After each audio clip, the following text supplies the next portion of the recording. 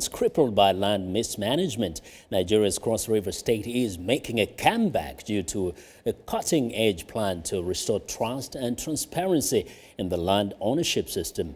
Africa 54's Paul Ndiho explains.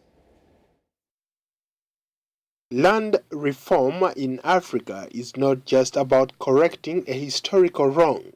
Today, it's also about having a sense of ownership and food security, about political and fighting economic corruption, and in many cases about fundamental human rights. Only a few years ago, Cross River State, a coastal state in southern Nigeria, bordering Cameroon to the east with just over 3 million people, was in the grips of land anarchy. The land management system there was at best dysfunctional. Land titles were forged and sometimes parcels of land were allocated to multiple owners. Now Basi Okwa, Commissioner for Special Projects in the state, says the mismanagement is being straightened out. When I came on board, I discovered that the land administration was manually handled, and that created a lot of confusion in land administrative matters. And so it became necessary that we need to automate the system. Okwa notes that reorganizing and documenting informal property is fundamental to allowing landowners to invest their time and personal funds in the upkeep and improvement of land. But he acknowledges that the process has been a little bit rocky.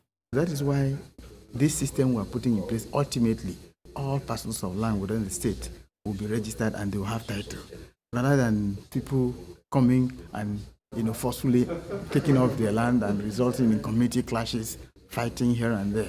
So those are some of the issues that the land reform package we are putting in place will address. Recognition of customary tenure and establishing a land reform program that considered all facets of land administration is enabling the success of land reform in Cross River State.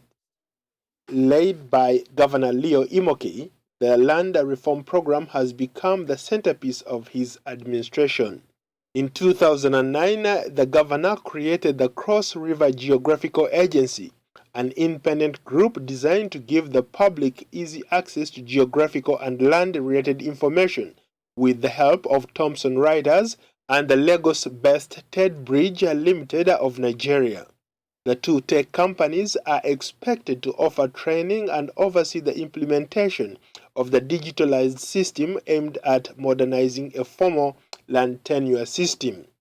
Chimeka Ngu is the president of Tech Bridge Limited, a Lagos-based ICT-inspired company that specializes in geospatial information and land administration.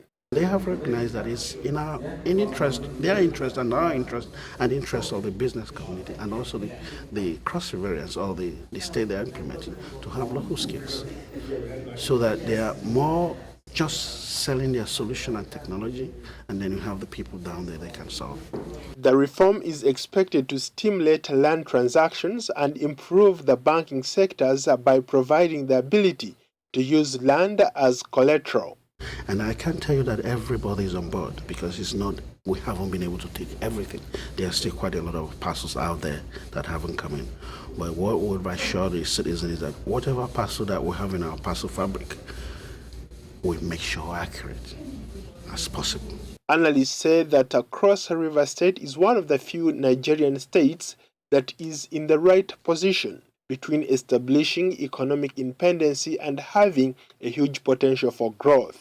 This should make it possible to see immediate positive results from land reform as the state progresses with modernization. Paul Ndiho, VOA News.